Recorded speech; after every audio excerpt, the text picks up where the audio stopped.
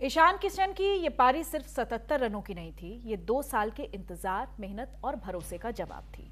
Team से बाहर होने के बाद जिस खिलाड़ी ने घरेलू क्रिकेट से फिर शुरुआत की, आज वही भारत पाक जैसे सबसे बड़े मंच पर मैच का टोन सेट कर रहा है।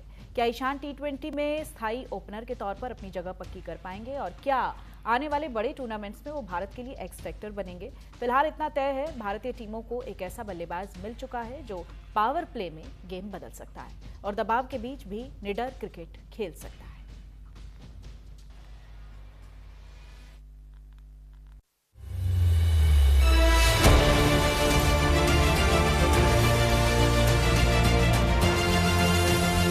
क्रिकेट में कुछ कहानियां स्कोर कार्ड पर नहीं, दिलों में लिखी जाती हैं। एक खिलाड़ी जिसने 2 साल इंतजार किया, सवाल झेले, आलोचनाएं सुनी, फिर उसी मैदान पर लौटकर जवाब दिया जहां हर रन इतिहास बनता है। भारत बनाम पाकिस्तान की यह कहानी है कमबैक की, आत्मविश्वास की और उस बल्ले की जिसने चुप्पी को शोर में बदल दिया। यह कहानी है ईशान किशन की। दिसंबर 2023, टीम से बाहर, केंद्रीय अनुबंध खत्म और करियर जैसे ठहर गया।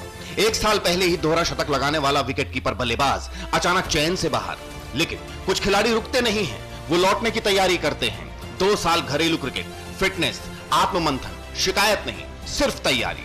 दिसंबर 2025, सैयद मुश्ताक अली ट्रॉफी में झारखंड को खिताब और सबसे ज्यादा रन, करीब 197 का स्ट्राइक रेट और फिर भारतीय टी20 टीम में वापसी। ईशान ने नहीं मानी हार। अंतर्राष्ट्रीय टीम से बाहर होना, फॉर्म में गिरावट, टीम कॉम्बिनेशन के कारण मौके कम मिलना। 2022 में बांग्लादेश के खिलाफ दोहरा शतक लगाया। दोहरे शतक के बाद भी अगले मैच में बाहर बैठना पड़ा। 2023 में वेस्टइंडीज के खिलाफ डेब्यू टेस्ट सीरीज में अच्छा प्रदर्शन। अच्छे प्रदर्शन के बाद भी प्लेइंग 11 में मौका नहीं मिला। दक्षिण अफ्रीका दौरे को उन्होंने बीच में ही छोड़ दिया। ब्रेक के बाद वापसी की राह और मुश्किल होती गई। फरवरी 2024 में उन्हें सेंट्रल कॉन्ट्रैक्ट से बाहर कर दिया। साल के अंत तक मुंबई इंडियंस ने भी उन्हें टीम से रिलीज कर दिया। घरेलू क्रिकेट में खुद को फिर से साबित करने की चुनौती। लेकिन ईशान ने दिखाया कि असली खिलाड़ी वही है जो गिरकर फिर से खड़ा होता है। ईशान के संघर्ष की कहानी भी जबरदस्त है। आसान नहीं थी वापसी की राह। घरेलू क्रिकेट में लगातार रन बनाए,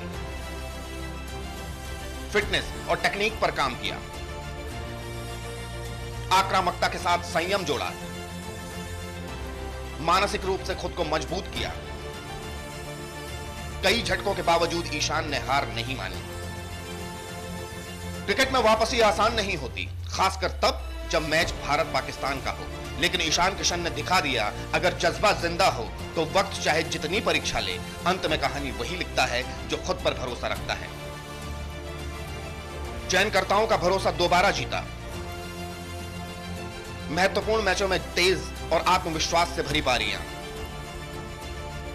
टीम में अपनी भूमिका को बेहतर समझा। विकेट कीपिंग में निरंतर सुधार। टी20 विश्व कप 2026 मुकाबला पाकिस्तान से, कोलंबो का आर प्रेमदासा स्टेडियम, लंबी बाउंड्री, भारी दबाव और उम्मीदों का पहाड़। लेकिन ईशान के इरादे उससे भी बड़े निकले। सिर्फ 27 गेंदों में अर्धशतक, 7 चौके, 2 छक्के, 185 का स्ट्राइक रेट, पावर प्ले में अकेले 42 रन बनाए। भारत पाकिस्तान टी20 इतिहास में पावर प्ले का सबसे बड़ा व्यक्तिगत स्कोर बना। तीसरे ओवर में गेंदबाजी करने आए शाहीन शाह अफरीदी नई गेंद के सबसे खतरनाक गेंदबाजों में से एक, लेकिन ईशान ने स्वागत किया। 2 चौके, 1 छक्का और संदेश साफ। ये सिर्फ वापसी नहीं, तूफान है। फिर स्पिनरों पर हमला, अबरार, अयूब, कोई नहीं बचा। 40 गेंदों में 77 रन ठोक दिए, 10 चौके और 3 छक्के। ये सिर्फ पारी नहीं, आत्मविश्वास की वापसी थी। भारत पाकिस्तान टी20 इतिहास में सबसे तेज 50 की सूची, तीसरे नंबर पर ईशान। ये पारी अचानक नहीं आई, कमबैक के बाद लगातार रन बनाए। ईशान का बैटिंग परफॉर्मेंस, कुल मिलाकर 2 टेस्ट मैच खेले हैं, 78 रन बनाए हैं। इनमें हाईएस्ट स्कोर 52 रन का रहा, जिनमें टेस्ट में 1 अर्धशतक बनाया है। वनडे मैचों की बात करें तो ईशान ने कुल मिलाकर 39 वनडे मैच खेले हैं, कुल मिलाकर 1169 रन बनाए हैं। 103 उनका व्यक्तिगत उच्चतम स्कोर रहा है। उन्होंने वनडे में अब तक 1 शतक और 9 अर्धशतक बनाए हैं। क्रिकेट में कुछ कहानियां स्कोर कार्ड पर नहीं लिखी जाती, वे दिलों में दर्ज होती हैं। ईशान किशन ने साबित कर दिया, वक्त चाहे जितनी परीक्षा ले, अंत में कहानी वही लिखता है जो खुद पर भरोसा करता है। कमबैक, आत्मविश्वास और आक्रामक क्रिकेट का नया चेहरा ईशान किशन। अगर यही फॉर्म जारी रही तो ये वापसी सिर्फ कहानी नहीं, भारतीय क्रिकेट का नया अध्याय बन सकती है। Bureau report, news India. तो ईशान किशन की ये शानदार वापसी अपने आप में एक मिसाल है और प्रेरणा भी है। हमारे साथ प्रदीप टंडन, क्रिकेट एक्सपर्ट, जुड़ गए हैं। अनुज मिश्रा, खेल पत्रकार, हमारे साथ हैं। अनुज मिश्रा, मैं आपसे सवाल ले लेती हूँ, क्योंकि एक खिलाड़ी के लिए ये जो एक मेंटल टफनेस होती है, जिस दौर से वो गुजरता है, जिस स्ट्रगल के टाइम से वो गुजरता है, और उसके बाद जब वापसी करता है, तो how difficult it is according to you? जी, ये बहुत डिफिकल्ट होता है। वापसी करना तो दूर की बात, क्रिकेट दोबारा खेलना शुरू करना भी बहुत डिफिकल्ट होता है। और आप देखिए कि ईशान किशन जब ड्रॉप हुए थे तो वो डबल 100 मारने के बाद ड्रॉप हुए थे। तो इससे ज़्यादा और बैट्समैन या कोई प्लेयर कर ही क्या सकता है कि अगर वो डबल 100 मारने के बाद भी ड्रॉप हो रहा है तो इससे ज़्यादा तो वो क्या ही कर सकता है। अब वो 300 तो मार नहीं सकता 50 ओवर गेम में। तो अब उसके माइंड में भी चीज़ें रहती होंगी ना कि अब इससे ज़्यादा और क्या कर सकता हूँ। बट वही है कि ईशान किशन ने हार नहीं मानी और वो वापस गए। आईपीएल में अच्छा परफॉर्म किया, डोमेस्टिक क्रिकेट में अच्छा परफॉर्म किया, झारखंड को टूर्नामेंट जिताया। और ये बहुत बड़ी चीज़ थी, जो बहुत बहुत बहुत कंसिस्टेंटली उन्होंने जो परफॉर्म करा है, ये ज़रूरी था। क्योंकि अगर वो ऐसा नहीं करते तो वो टीम में नहीं आ पाते, क्योंकि इंडियन टीम में बहुत सारे प्लेयर हैं जो खेल सकते हैं, पर खेलते सिर्फ 11 ही हैं। मतलब अब देखिए बहुत सारे प्लेयर हैं। मतलब आज भी इंडिया की दूसरी टीम भी खड़ी हो सकती है। अगर मैं बोलूं, अभी आप देखिए केएल राहुल बाहर है, शुभमन गिल बाहर है, वो टीम में है ही नहीं जी। वो इंडिया के प्राइम प्लेयर्स हैं और हम उनके बारे में डिस्कस भी नहीं कर रहे। यशस्वी जायसवाल बाहर है टीम से। तो अब देखिए टीम में आना कितना डिफिकल्ट है। उसके बाद भी ईशान ने जो वापसी करी है, वो वंस इन फॉर एजेस कहते हैं कि वो कुछ वर्षों में जो एक बार या कुछ सेंचुरी में जो एक बार हो पाती है, वो वही हुई है। इवन हमने बड़े बड़े प्लेयर्स को देखा है, कैसे सौरव गांगुली तक अपनी वापसी नहीं कर पाए थे जी। उस दौर में, जहाँ पे उतना कंपटीशन भी नहीं था। आज तो इतना कंपटीशन है जी। तो ये बहुत ही मुश्किल रहा होगा। मैं आपको बता देता हूँ, बहुत ही मुश्किल रहा होगा। ये इसलिए भी मुश्किल रहा होगा क्योंकि साउथ अफ्रीका दौरे में जहाँ ईशान किशन का सिलेक्शन हुआ था, वो प्लेइंग 11 में नहीं थे, वो बेंच पे थे। उसके बाद उन्होंने वहाँ उस टूर को वो आधा छोड़ के वापस आ गए थे भारत, ये मेंटल हेल्थ के रीजंस देके, और तब उन्हें कॉन्ट्रैक्ट से भी बाहर कर दिया था। तो देखिए ये दो धारी तलवार है। एक तो आप खेलना नहीं चाह रहे हैं कि आपको थोड़ी सी मतलब दिक्कत हो रही है, मेंटल हेल्थ है, और उसके बाद आपको बीसीसीआई भी कॉन्ट्रैक्ट से बाहर कर देती है रादर देन सपोर्ट करने की बजाय। बिल्कुल, एक के बाद एक जो चोट लगती है उससे कहीं ना कहीं मानसिक रूप से इंसान कमजोर तो होता है। प्रदीप टंडन जी, आप जिस तरीके से अभी अनुज भी बात कर रहे हैं कि जो टीम मैनेजमेंट है, जो सेलेक्टर्स का जो ट्रस्ट है, वो अपने आप में एक बड़ा रोल अदा करता है। इस केस में आप कैसे देखते हैं ईशान पर जो ये भरोसा जताया गया, ये कितना बड़ा फैक्टर रहा, जो टीम सिलेक्शन रही और जो मैनेजमेंट ने उन पर भरोसा जताया? एक्चुअली मैनेजमेंट ने उन पर भरोसा कम जताया। ईशान किशन ने मजबूर कर दिया उन्हें कि आप मेरे ऊपर भरोसा जताइए। उन्होंने जो परफॉर्मेंस दी है डोमेस्टिक क्रिकेट में या आईपीएल में, उससे जो सेलेक्टर्स थे वो मजबूर थे, उन्हें उसको लेना ही पड़ा। और क्योंकि देखिए जो इन फॉर्म बैट्समैन, सेलेक्टर की किसी से कोई पर्सनल खुंदक तो होती नहीं है। उन्हें तो एक बेस्ट टीम सेलेक्ट करनी है, जो भी इनफॉर्म बैट्समैन है उन्हें लेना है या इनफॉर्म बॉलर है उन्हें लेना है। तो ईशान किशन ने जो भी कुछ किया डोमेस्टिक क्रिकेट में, जैसा कि अभी अनुज ने भी कहा कि उन्होंने झारखंड को ट्रॉफी जिताई, और ट्रॉफी जिताने में सारा का सारा रोल उन्हीं का था, बहुत बड़ा रोल उनका था। तो उसके बाद सेलेक्टर्स मजबूर थे कि उनको परफॉर्मेंस दी जाए, और बहुत मेंटल टफनेस की जरूरत होती है वापसी के लिए। अनुज ने बिल्कुल ठीक कहा कि बहुत मुश्किल होता है, एक खिलाड़ी टूट जाता है कि जब वो डबल 100 कर रहा है वनडे में, ओडीआई में, उसके बाद उसे ड्रॉप किया जा रहा है, उसको दरकिनार किया जा रहा है, कुछ कॉन्ट्रैक्ट से भी बाहर हुए उनके खिलाफ कुछ मीडिया में भी गलत बातें कही गई, कुछ खिलाड़ियों ने भी गलत बातें कही। तो ये सब के बावजूद बड़ा मुश्किल होता है, खिलाड़ी एक टूट जाता है। लेकिन जो उन्होंने टफनेस दिखाई है, उसके बाद जो खेल दिखाया है, वो काबिल तारीफ है और उनके मुक्त कंठ से प्रशंसा की जानी चाहिए। बिल्कुल की जानी चाहिए। और ये अभी क्रिकेट जगत के ही नहीं, तमाम लोग जिन्होंने कल का मैच देखा है, उनकी शानदार पारी देखी है, वो कर भी रहे हैं। अनुज मिश्रा, क्रिटिसिज्म और कंट्रोवर्सीज के बाद जब आप कमबैक करते हैं तो एक पब्लिक परसेप्शन बन जाता है, आपके अगेंस्ट चीज़ें चली जाती हैं। जब इसी बीच आप एक ऐसी शानदार पारी खेलते हैं तो लगता है कहीं ना कहीं कि वो परसेप्शन चेंज होती है और उसको चेंज करने में उनकी ये पारी जो है वो एक बहुत बड़ा रोल अदा करेगी। जी बिल्कुल, पर मैं आपको एक चीज बता दूं कि जो परसेप्शन चेंज हुआ है वो कल की पारी से नहीं हुआ है, वो हो चुका था। वो हो चुका था, इसलिए ईशान टीम में आए थे, इसलिए Ishan first choice opening batsman बने हैं टीम के, जबकि वो क्रिकेट खेल भी नहीं रहे थे टीम इंडिया के लिए। यशस्वी जायसवाल ओपनिंग करते थे, शुभमन गिल ओपनिंग करते थे, इवन संजू सैमसन भी ओपनिंग कर रहे थे। तो ईशान किशन ने उन तीनों को हटा के ओपनिंग स्लॉट लिया है और उसे अपने हिसाब से पक्का किया है। पहले भी ईशान टीम में रहते थे पर रोहित शर्मा के चक्कर में ओपनिंग नहीं कर पाते थे, उन्हें 1 डाउन या 2 डाउन आना पड़ता था या कभी कभी एज अ फिनिशर आना पड़ता था। अब वो ओपनिंग स्लॉट में उन्होंने अपनी जगह पक्की करी है। तो परसेप्शन कल वाली इनिंग के बाद चेंज नहीं हुआ है, ये परसेप्शन पहले ही चेंज हो चुका था। मैं पिछले हफ्ते अरुण जेटली स्टेडियम में था जब इंडियन टीम नामीबिया के साथ मैच खेलने आई थी, और मैंने पूरी 2 दिन की दोनों प्रैक्टिस देखी है। उसमें से मैंने ईशान किशन को पहले दिन वाली प्रैक्टिस में देखा था, वो वहीं पे लंबे लंबे छक्के मार रहे थे, वहीं पे वो स्विच हिट भी ट्राई कर रहे थे। तो जो ईशान किशन है वो पहले से ही वो फुल कॉन्फिडेंस में है, और जब एक बैट्समैन कॉन्फिडेंस में होता है तो पहली गेंद से मारने का ट्राई करता है, और वही T20 में हमें चाहिए था और वही ईशान ने कल करा। अभी देखिए ईशान की पारी इसी बात से समझी जा सकती है कि कितनी अच्छी थी कि पूरी पाकिस्तानी टीम से ईशान ने सिर्फ 37 रन कम बनाए हैं जी। तो जहां पे पाकिस्तान की टीम ने 114 बनाए वहां ईशान ने 77 बना दिए सेम पिच पे। जी। तो इसी से समझ जाना चाहिए कि वो पारी कितनी अच्छी थी कि आपकी पूरी टीम के प्लेयर भी उतने रन नहीं बना पा रहे जितना एक भारतीय प्लेयर एक अपना अकेले बना दे रहा है। जी प्रदीप टंडन जी, अक्सर जो एक डोमेस्टिक परफॉर्मेंस होती है, जो एक प्रैक्टिस कल्चर होता है, वो भी परफॉर्मेंस को इन्हेंस करता है। आपको लगता है कि इसने कितना बड़ा रोल अदा किया है? देखिए, उन्हें बाहर करने का जो फैसला था और उसके बाद जो उन्होंने डोमेस्टिक क्रिकेट को बहुत सीरियसली लिया, ये बहुत ही बड़ा फैक्टर साबित हुआ। उन्होंने अपनी फिटनेस पे भी ज्यादा ध्यान दिया, उन्होंने अपनी मेंटल फिटनेस पे भी ज्यादा ध्यान दिया, और वो मेंटल फिटनेस कल रिफ्लेक्ट हुई। वो पहली ही गेंद पे देखिए, जब उन्होंने पहली ही गेंद फेस करी उस पर 6 मार दिया, तबकि अभिषेक शर्मा आउट होके गए थे अभी, और उसके बाद जो पहली गेंद उन्होंने फेस करी उस पर 6 मार दिया उन्होंने।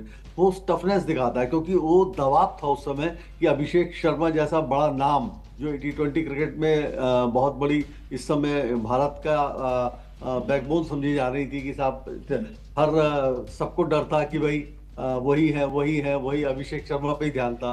लेकिन आप देखिए कि किस तरीके से उन्होंने मेंटल टफनेस और टेक्निकली कितने साउंड है, कितना टेम्परामेंट है और कितनी पावर है उनके शॉट्स में कि मतलब गेंद लगातार ऐसे जब वो खेल रहे थे और जब बाकी बैट्समैन खेल रहे थे, चाहे वो इंडियन हो चाहे पाकिस्तानी हो, वो लग रहा था अलग ट्रैक है, जैसे ये अलग जगह पे खेल रहे हैं और बाकी लोग अलग जगह पे खेल रहे हैं। इतना फर्क था उनकी बैटिंग में और बाकी सबकी बैटिंग में। वो क्लास दिखाता है किसी बैट्समैन का, और कॉन्फिडेंस भी दिखाता है कि वो किस चीज का बना हुआ है। प्रदीप जी, ये भी एक बात होती है ना, जब आप टीम से बाहर होते हो तो जो आपकी गेम अवेयरनेस है वो किस तरह से बदलती है? आप चूंकि खिलाड़ी को पहले भी खेलते हुए देखते हैं और एक गैप के बाद जब वो अपने आप को स्ट्रेंथन करके मैदान में उतरता है तब भी देखते हैं, तो आपको लगता है कि उनकी क्रिकेट स्ट्रेटेजी कुछ बदली है और वो कुछ और बेहतर हुई है पहले से? उन्होंने अपने ऊपर किस तरह से काम किया है? नहीं, मुझे ये लगता है कि वो एक्चुअली क्रिकेट से तो बाहर कभी भी नहीं हुए, क्योंकि वो लगातार डोमेस्टिक क्रिकेट में बने रहे और खिलाड़ियों की टच में तो आदमी रहता ही रहता है। फर्क केवल इतना आया होगा कि जो टीम मैनेजमेंट है या कोच का जो आत्मविश्वास है वो उनमें ज्यादा हो गया। वो जब कोच ने अपना आत्मविश्वास उन्हें या मैनेजमेंट ने उन्हें अपना आत्मविश्वास बताया और अपनी जो उनकी प्लानिंग थी, जो भी उनकी प्लानिंग थी उसमें वो कहाँ फिट होते हैं ये उनको बताया, उनको अपना शायद रोल ज़्यादा स्पष्ट करके बताया गया होगा, और ये भी एश्योर्ड किया गया होगा कि आप अपना खेल के लिए, बेखौफ खेल के लिए हम आपके पीछे बैठे हुए हैं। Don't fear for this failures. आप फेलियर की चिंता ना करें। जो और किसी खिलाड़ी के लिए ये एश्योरेंस सबसे बड़ा होता है कि जब उसे ये मुझे याद है कि जब वीरेंद्र सहवाग जब साउथ अफ्रीका के दौरे पे थे और अचानक उनसे सौरभ गांगुली ने ये कहा कि आप ओपन करोगे, जबकि वीरेंद्र सहवाग मिडिल ऑर्डर के बैट्समैन थे, तो शिवरेन सहवाग बहुत नर्वस हो गए, मैं कैसे करूंगा, मैंने तो कभी ओपन नहीं करी और मैं तो आप मुझे बाहर कर दोगे रन नहीं बनाए तो सौरभ गांगुली ने उन्हें एश्योर किया कि जब तक मैं कप्तान हूं तू टीम से बाहर नहीं होगा, चिंता मत कर, तू जा और ओपन कर वो। और उसके बाद क्या हुआ, वीरेंद्र सहवाग ने पूरी क्रिकेट बदल दी, भारत की ओपनर के बारे में राय बदल दी। तो यही आश्वासन टीम मैनेजमेंट का, यही भरोसा इस खिलाड़ी के लिए भी काम किया होगा, ऐसा मुझे लगता है जी। बहुत बेहतर परफॉर्मेंस देता है तो जो टीम मैनेजमेंट है उसको भी लगता है कहीं ना कहीं कि लॉन्ग रन में इन्वेस्ट किया जा सकता है इस खिलाड़ी को। तो लगता है आपको कि जो ईशान की परफॉर्मेंस रही है उसमें कहीं ना कहीं एक माइंडसेट तो बना होगा सेलेक्टर्स का भी कि लॉन्ग रन में हम इन्हें इन्वेस्ट कर सकते हैं, मूड बनता है इससे? जी निश्चित रूप से ऐसा हुआ है, निश्चित रूप से ऐसा हुआ है, क्योंकि क्लास उनमें शुरू से है, ऐसा नहीं है कि क्लास की कोई कमी है। देखिए जो भी सेलेक्टर्स हैं वो भी बहुत अच्छे खेले हुए लोग होते हैं और समझे हुए लोग होते हैं, तो उन्हें भी पता, उन्हें ये जब वो लोग टीवी पे भी मैच देखते हैं और इन पर्सन भी उन्हें जाना पड़ता है हर खिलाड़ी को देखने के लिए, मिलने के लिए, वो बात भी करते हैं प्रोस्पेक्टिव प्लेयर्स से, तो उन्हें पता चल जाता है कि इस खिलाड़ी की क्या क्लास क्या है, वो खेलने से पता चल जाता है, लेकिन बातचीत से उन्हें ये भी पता चल जाता है कि उसकी कितनी गहराई है, खेल के बारे में उसकी पकड़ कितनी है, ये सब बातें मायने रखती हैं और उसी के बाद उनकी वापसी में शायद इन सब चीज़ों ने मदद करी है, मुझे ऐसा लगता है। बिल्कुल अनुज, ये जो लोगों की मेमोरी होती है ना, बहुत सारे क्रिटिसिज्म जब एक खिलाड़ी सहता है और उसके बाद वो कमबैक करता है तो बड़ी शॉर्ट मेमोरी होती है, तो आपको लगता है जो उनके फैंस हैं उनकी मेमोरी भी रीसेट हुई है इससे और एक परसेप्शन बदलता है, जो आप सोचते हैं एक खिलाड़ी के बारे में और अचानक से उसका एक नया अवतार देखते हैं, क्योंकि ये सोशल मीडिया का ज़माना है, बहुत जल्दी मीम्स बन जाते हैं, बहुत जल्दी ट्रोलिंग शुरू हो जाती है और उसके बाद जब एक अच्छी पारी आप खेलते हैं तो उसके बाद जो आपके फैंस हैं उनकी मेमोरी भी रीसेट होती है। जी बिल्कुल, ट्रोलिंग होती है पर तारीफ भी फिर उसी तरह से होती है। मतलब अगर आप देखिए कि आज ईशान किशन ट्रेंड कर रहे हैं तो सोशल मीडिया के तो ये फायदे भी हैं कि अगर आपने बहुत अच्छा परफॉर्म कर दिया वो भी पाकिस्तान के साथ, तो आप रातों रात स्टार भी बन जाते हैं। तो ट्रोलिंग और तारीफ होना वो दोनों एक ही सिक्के के दो पहलू हैं, जो दोनों होते हैं, मैं बोलूँगा बिल्कुल दोनों होते हैं। बट जो ये वाली बात है मेमोरी रीसेट की, ये तो बहुत ही ज़्यादा होती है इंडियन सेटअप में। अगर मैं देखूँ तो कि आपको रीसेंसी बायस नाम का एक जो कॉन्सेप्ट है वो आपको समझ में आना चाहिए। वो होता है कि जो रिसेंटली जिसने अच्छा खेल लिया हम उसकी तारीफ ज़्यादा करने लगते हैं। तो अगर आपके पास ऐसे प्लेयर्स नहीं है विराट कोहली और रोहित शर्मा जैसे जिन्होंने लॉन्ग पीरियड ऑफ टाइम में बहुत अच्छा खेला है, तो जो है कि आपको फिर हर बार अगले प्लेयर को प्रूव करके दिखाना पड़ता है, हर बार अपने प्लेयर को प्रूव करके दिखाना पड़ता है कि आज मान लो ईशान किशन अच्छा खेल रहे हैं, अब इसके बाद अगर वो नहीं अच्छा खेले तो फिर फैन उनकी ट्रोलिंग करने लगेंगे। तो ये जो है इसलिए आपको कंसिस्टेंटली अच्छा खेलना पड़ता है कि आप उस रीसेट वाले ऑप्शन से बहुत परे हो जाए। बिल्कुल, कि उसके बाद आप जैसे सचिन तेंदुलकर थे, उनकी एक परसेप्शन बन गया था कि चलो आज नहीं खेला तो कल तो खेलेगा, तो कभी कभी सचिन ने इसलिए भी टीम में खेला कि वो टीम का मनोबल उससे बढ़ जाता था कि हाँ सचिन खेल रहा है आज, चाहे वो रन मारे ना मारे वो अलग बात होती थी। तो वो चीज प्लेयर को एज अ कंसिस्टेंट टाइम के थ्रू अचीव करनी पड़ेगी। आपने इन्वेस्टमेंट की बात की थी, मुझे लगता है कि ईशान ये कर सकते हैं क्योंकि वो अभी सिर्फ 27 साल के हैं। एक नॉर्मल बैटर जो है वो कम से कम 35 तक तो खेलता है, तो 8 साल अभी उनके पास है और वो ये चीज आराम से स्टैब्लिश कर सकते हैं। 2 ओडीआई वर्ल्ड कप भी हमारे पास आने वाले हैं, चैंपियंस ट्रॉफी भी आने वाली है और इस बार तो लॉस एंजलिस में T20 भी खेला जाएगा ओलंपिक्स में, तो बहुत अच्छी अपॉर्चुनिटीज ईशान के सामने है अभी। सोनल ठीक है, प्रदीप जी आप बने रहिएगा हमारे साथ, अनुज आप भी बने रहिएगा, मैं लौटूंगी आपके पास। T20 वर्ल्ड कप में भारत से मिली हार के बाद अब पाकिस्तान की मुश्किलें बढ़ गई हैं। ग्रुप ए की अंक तालिका में पाकिस्तान तीसरे स्थान पर खिसक चुका है और टीम पर टूर्नामेंट से बाहर होने का खतरा मंडराने लगा है। अगर सुपर 8 में जगह बनानी है तो पाकिस्तान को अपना अगला मुकाबला हर हाल में जीतना ही होगा, वरना सफर यहीं थम सकता है। दरअसल इस हार ने समीकरण पूरी तरह से बदल दिए हैं। एक वक्त तक मजबूत दावेदार मानी जा रही पाकिस्तानी टीम अब दूसरे मुकाबलों के नतीजों पर भी निर्भर हो सकती है। फैंस की उम्मीदें बरकरार हैं लेकिन दबाव अपने चरम पर है। वहीं दूसरी तरफ भारतीय क्रिकेट टीम ने शानदार प्रदर्शन करते हुए ग्रुप ए में टॉप पोजीशन लगभग पक्की कर ली है और आईसीसी पुरुष T20 विश्व कप के सुपर 8 में अपनी जगह बना ली है। भारत का एक मुकाबला अभी बाकी है लेकिन टीम की स्थिति बेहद मजबूत दिखाई दे रही है। अब नजरें पाकिस्तान के अगले मैच पर टिकी हैं, जहां जीत ही उसकी उम्मीदों की आखिरी डोर है। क्या पाकिस्तान क्रिकेट टीम दबाव झेलकर वापसी करेगी या T20 वर्ल्ड कप से उसका सफर यहीं खत्म हो जाएगा? क्रिकेट के इस महामंच पर हर गेंद, हर रन और हर फैसला अब बेहद अहम होने वाला है।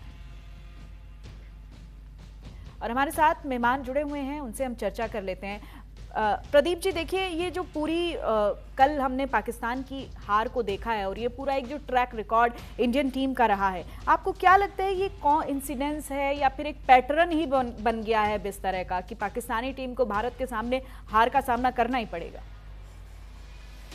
निश्चित रूप से ये पैटर्न तो क्या कहूं मैं इसके लिए, लेकिन ये जिस दबाव में पाकिस्तान की टीम रहती है उस दबाव को वो झेल नहीं पा रहे हैं। वो बहुत, देखिए, क्रिकेट के एक लेवल पे पहुंचने के बाद जो टेक्निक से ज्यादा स्ट्रेटेजी और टेम्परामेंट का खेल रह जाता है।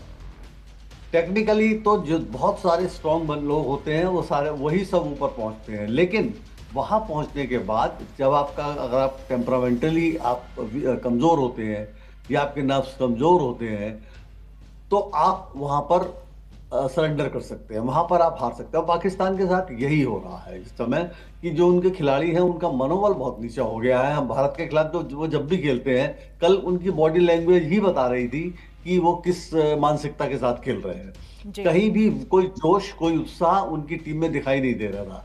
तो वो वही है कि जब आप हारते चले जाते हैं तो हार की ट्रेंड बन जाती है और उससे निकलना, दुष्चक्र से उससे निकलना बहुत कठिन होता है। और दूसरी बात यह भी है कि हमारी क्रिकेट यानी इंडियन क्रिकेट जो है वो नई ऊंचाइयों पर है, वो बहुत स्ट्रांग है इस समय। हम अगर दूसरी टीम भी उतार दें अपनी तो वो भी शायद पाकिस्तान को या किसी भी टीम को हरा देगी। हम इतने स्ट्रांग हैं। अभी अनुज ने भी ये बात कही कि हमारे पास बेंच स्ट्रेंथ इतनी है कि कोई भी बाहर हो जाए हमारे पास रिप्लेसमेंट मौजूद है। वही स्थिति है। तो ये पाकिस्तान, हमारा मजबूत होना और पाकिस्तान को बराबर पराजित करना, ये सब एक दूसरे से इसी तरह से जुड़े हुए। अनुज, आपका एक्सपीरियंस क्या कहता है पाकिस्तान की टीम को लेकर कि क्या प्रिपरेशन में कोई कमी रहती है, टेम्परामेंट का ये इफेक्ट दिखाई देता है या फिर लीडरशिप की कमजोरी है? क्या लगता है आपको? सुनील, मुझे ऐसा लगता है कि मैं अगर आज से 20 साल पहले जाऊं तो अगर मैं ये स्टार्ट्स पढ़ता था तो, और आज भी अगर देखा जाए तो पाकिस्तान ने ही इंडिया के साथ जो है ज्यादा मैच जीते हुए हैं ओवरऑल अगर आप देखेंगे। तो मुझे बड़ा दुख होता था कि यार इंडियन टीम मतलब जब पहली बार पता चलता है कि अच्छा पाकिस्तान ने हमसे ज्यादा मैच जीते हैं, फिर जब इंडियन टीम मजबूत हुई तो हमारा पाकिस्तान के साथ जो है वो खेलना ही बंद हो गया। अब हम उन्हें आईसीसी इवेंट्स में मिलते हैं, पर आईसीसी इवेंट्स में जो था वो इंडिया ने हमेशा से दबदबा बना रखा था। तो मैं सर ने जो अभी बात बोली, मैं उससे थोड़ा सा डिसएग्री करूंगा कि पाकिस्तान टीम प्रेशर में रहती है। मेरा ऐसा मानना है कि वो तो हमेशा हार ही रहे हैं, तो वो तो प्रेशर में है ही नहीं, क्योंकि वो तो हार ही रहे हैं। उन्हें तो बस एक मैच जीतना है। हमें है कि हमें हर बार मैच जीतना है और हमें दिखाना है कि हमारी जो डोमिनेंस है वो मेंटेन्ड है। रही बात पाकिस्तान के परफॉर्मेंस की, तो मुझे ऐसा लगता है कि ये स्किल इशू का मामला है कि आप वहां पे वैसे बैट्समैन या वैसे बॉलर्स आ ही नहीं रहे हैं। वैसे बैट्समैन वैसे बॉलर्स आ ही नहीं रहे हैं जो उस वक्त आया करते थे। वसीम अकरम हो गए, वकार यूनिस हो गए, बैट्समैन हो गए मोहम्मद यूसुफ, यूनिस खान, सईद अनवर जी। तो वैसे जो बैट्समैन है वो आ ही नहीं रहे। तो ये स्किल इशू का भी पार्ट है। आप देखिए बाबर आजम जो है वो पाकिस्तान के कैप्टन रहे हैं, अभी वो बिग बैश लीग खेलने गए थे ऑस्ट्रेलिया में। वहां पर उन्हें आधे दौर से उन्हें वापस कर दिया गया क्योंकि वो T20 गेम भी वनडे की तरह खेल रहे थे। और यहाँ पे इंडिया को देखिए, T20 गेम भी ऐसे खेले जा रहा होता है जैसे मान लो 10 ओवर का मैच हो। तो ये जो स्टार्क डिफरेंस है इंडिया और पाकिस्तान की टीम में, यही डिफरेंस रिस्पॉन्सिबल है पाकिस्तान के बेकार खेलने का और इंडिया का बहुत अच्छा खेलने का। और जब ये दोनों टीमें मिलती है तो इसका रिजल्ट पहले से तय होता है कि इंडिया ही जीतेगी जी। कल भी पाकिस्तान थोड़ा सा अपना जो है वो जो चांसेस है वो बढ़ा सकती थी अगर वो टॉस जीत के पहले बल्लेबाजी कर लेती, क्योंकि जिस ग्राउंड पे वो लोग खेल रहे थे उसमें तीनों मैच जो खेले गए थे इससे पहले वो पहले बल्लेबाजी करने वाली टीम ने ही जीते थे। तो मुझे समझ नहीं आया कि पाकिस्तान ने टॉस जीत के बॉलिंग क्यों दी। सोनल, बहुत बहुत शुक्रिया प्रदीप जी आपका हमारे साथ जुड़ने के लिए। अनुज, आपका भी बहुत बहुत शुक्रिया। तो चर्चा ईशान की हो रही है लगातार।